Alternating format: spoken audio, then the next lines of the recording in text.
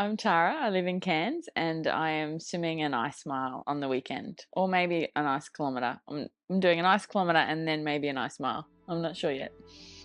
The ice baths I'm doing are anywhere between 0 and 2, and the swim will be hopefully at about 4. That would be kind of perfect. I feel like it's not super duper, well, it's really cold, but it's not 0. So it's cold, but it's not 0. So you can just wear a cap, earplugs, goggles, and a normal pair of togs. And I'm wearing tropical ones. So they make me feel warm. I travelled to Canberra and was all psyched to do my 4-degree swim. And then we got to Thredbo and unfortunately the water was not 4 degrees. So yeah, it was a bit colder and I just thought I wasn't going to swim. The thing about my friends that were going with me is that they're all optimists. So they were like, this is going to be fine, this is great, you're going to do this. And I was like freaking out, thinking there's no way I'm going to make this swim because it is freezing. And I just didn't think I could do it. So we went to the briefing with Wyatt and Jer. They just explained all the dangers of the swim. They explained how we're going to feel. They explained the importance of the support people. They explained the importance of having a second swimmer and all of these things that I'd never ever heard of. And basically all the risks, we had to sign our waivers. We're driving back to the apartment and it was complete dead silence. I was like thinking, I'm going to die and this is going to be horrendous. And I don't know what the 3 of those guys were thinking, but I've never been with them and they were quiet, not once. And we did not say a word. We were all really nervous. So when we turned up at the reservoir, I think it's like 7 or 8 o'clock. I can't see my watch because I've got so much warm stuff on. And the swim will probably be about lunchtime, so hopefully the sun comes up. But let's have a little look. Oh, no, it broke. Never break it. Right, I gotta be. Oh no. Alright, we're gonna try one more. That's not a good sign. I didn't know what the temperature was going to be, so we tested it. What's that say? 2.4. Wyatt came down to check it out for himself. Of course, he's tough, man. So he was like, oh, this is fine. I'll just get a kayak and I'll just break up the ice. So he got a kayak, broke up the ice, and then we just waited to see whether it was going to melt by lunchtime where we could give it a go. And then it was Jer's time to get in the water. And Jer was our hero. Like, Jer's done 6 ice miles, swum, I think it's Siberia, like near Russia. He's gone underneath the ice and then come up and then just standing there like, oh yes, it's fine, it's fine. Anyway, so Jer was like our absolute hero ice miler. I was his second swimmer. And I was so confident I didn't even put my togs on because I was thinking, he's got this. 3 laps in was swimming and he got in and he was doing really well. Like he's just swimming in ice. The water was at 2.3 by that stage. This is probably where I really lost it because he got to about 330 metres and he looks up and he's like, oh, I'm not doing very good. This is hard. What do you mean? This is hard.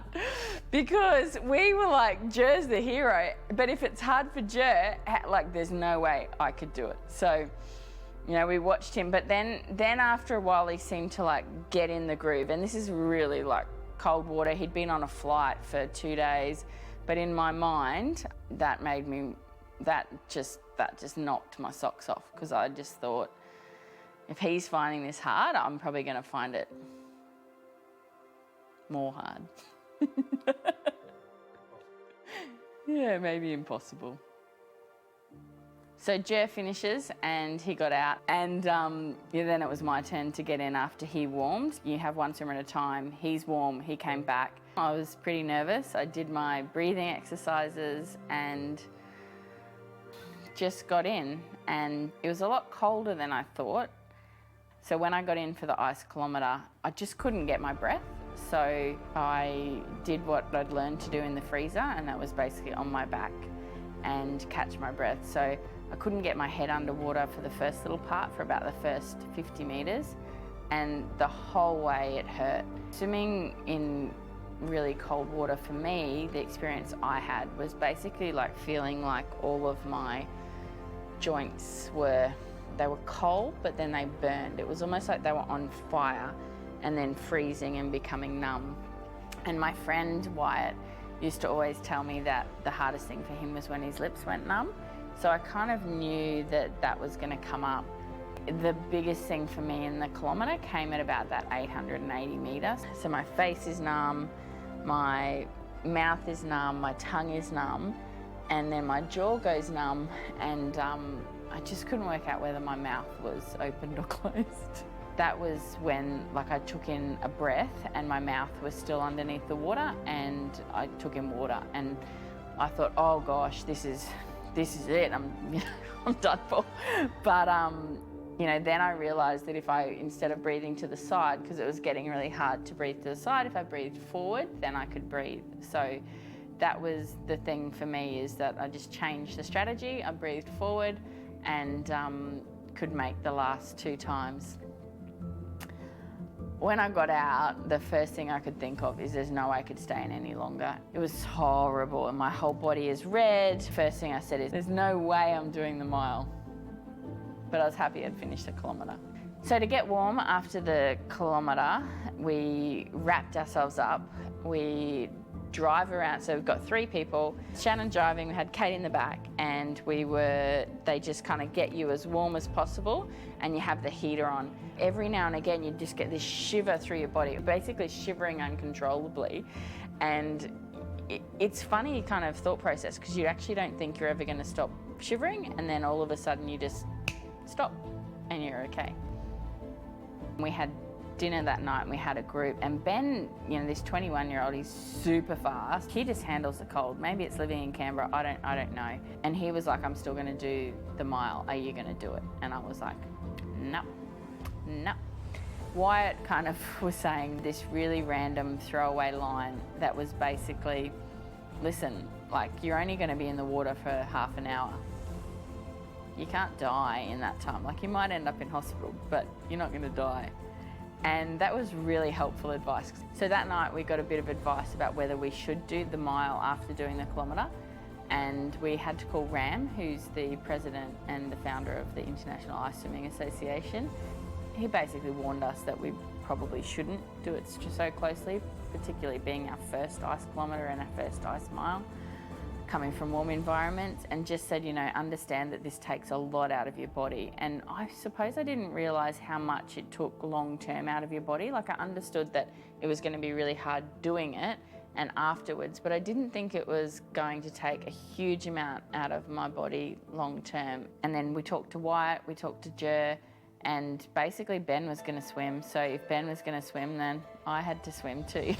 So that night I slept, because in my mind, I didn't think I was going to make the mile, and I had no intention of doing it if it was going to be too cold. I was relaxed because I'd already made the kilometre, and I kind of knew a little bit more what to expect. The Ice Mile day comes around, and I'm thinking we're probably not going to swim because it's been freezing overnight, and we go down to the reservoir, and the reservoir, the day before, it was frozen, about probably 7 millimetres, not even a centimetre of ice on top.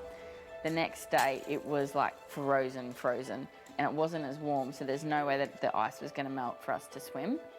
And Ben suggested there's a lake that's close that might be cold enough, Lake Krakenback. We kind of thought the lake might have been too warm, but they sent me through a photo. They were there a little bit earlier than us, and it was 4.2 degrees, and my confidence just went going from 2 degrees the day before to 4 degrees. I don't know what was in my head. For something, it was woohoo, tropical holiday. So I thought, yep, 4.2 degrees, I'm gonna give it a crack. So going into the 2 and a bit degrees, was walking into razor blades. Going into the 4, I turned around and I was like, it's not it's way warmer than yesterday, but it did still get cold really quickly. I didn't have the initial shock like I had the day before, but over time and over the duration. So a couple of things were different. because we were so inexperienced, we did shorter laps. So our laps were only like 57 metres, and we turned around. And the thing that I found the hardest in the kilometre and equally as hard in the mile was actually doing the turns, because it's not like you can tumble turn or anything.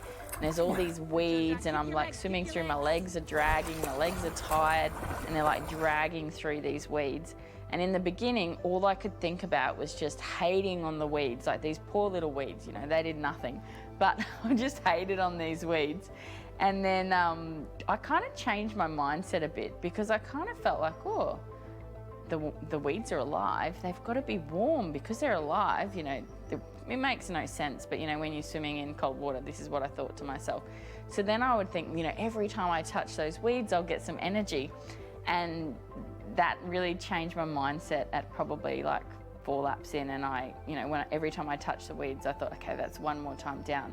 But still the turns, like just your joints just like, oh, hurt so much. Like for me, just turning, I didn't enjoy that one little bit. So we did 32 lengths, so 16 double laps. And Jer was at the end, and he was kind of doing the turns. And it just seemed to take forever. Like I was cursing Jer. Poor Jer did like nothing but support me the whole way through. And I cursed him on the first day for saying it was hard. And the second day, I just felt like he wasn't turning it. And I remember in my head that it was like, you know, 13 or something. And I couldn't believe it, because I felt like I'd been swimming for an hour. I was in so much pain. And I was just like, damn you, Jer, like turn it faster, you're missing them, or something like this. Like, I don't know what was going on in my head. Like, you just don't think straight. And, you know, so every time coming back and he's turning them, and then I kind of just got my rhythm. It was probably when I fell in love with the weeds, I don't know. And then went, you know, from 13, and then all of a sudden it was 8. And then I remember Wyatt yelling, you know, you're halfway there, you're halfway there. And he's cheering, and I'm thinking, why is he cheering? I am not halfway. I'm almost finished my kilometre. I am not going through for the full mile. And then it just seemed to, like it seemed to hurt more, but this is going to sound like really like sadistic or something, but it hurt more, but I made friends with the hurt. Like the next few laps, I felt like it was hurting, but I was actually still getting through stuff. It doesn't seem to make sense, but that's what my little head was thinking at the time. And then at about like 3 double laps, so six laps left, because my face had gone numb, you know, probably around the kilometre this time, so it was a little bit later. So I knew what to do, just breathe forward and then I'll be okay, and I felt really confident with that. But then kind of something happened at about, you know, 300 and a bit left. So we actually swam quite a bit more than a mile because of the lengths, but we wanted to make sure that we were covering the full distance. And at about 330 meters, this is when I got into probably like what I would describe as a bit of trouble. And it was not the fact that I couldn't feel whether my mouth was opened or closed, but I'd learnt how to deal with that. But it started to the point where my whole body felt like it was numb. So I couldn't feel the breath, like I couldn't feel that I was breathing. I thought I wasn't breathing, but I could hear my breath. I was doing these, and the guys weren't very fair. They kept calling me walrus because of my noises, but that's how I knew. That was the hardest thing in that swim, was knowing that. And then because there was only 3 laps left, I thought I've got to at least try. This is it, And those last 3 laps were pretty, I found them really, really brutal for me. Last turn to the beach. But then in the end, it was all worth it. Like just being able to walk up, you feel like once you're out, you can breathe again. You know, everybody's cheering, Wyatt's on the kayak cheering, and it was time to re-warm again.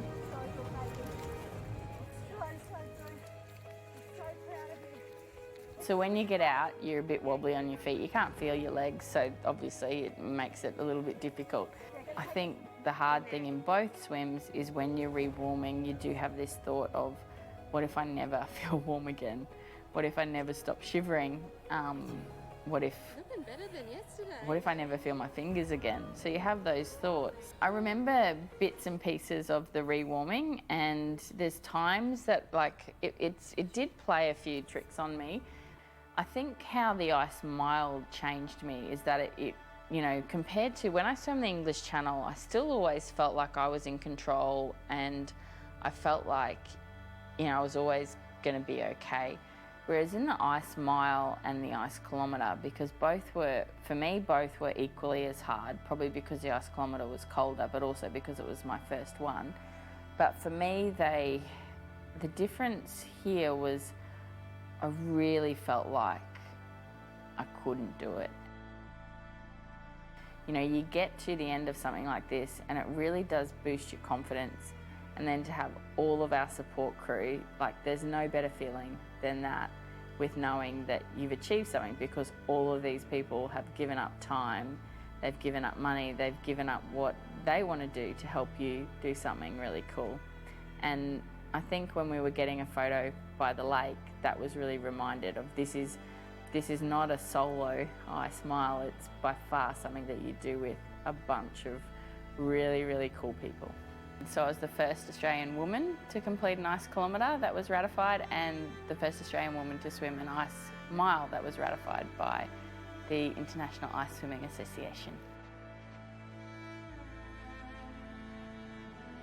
I feel like I did promise people I'll never do it again, and I'll probably break that promise.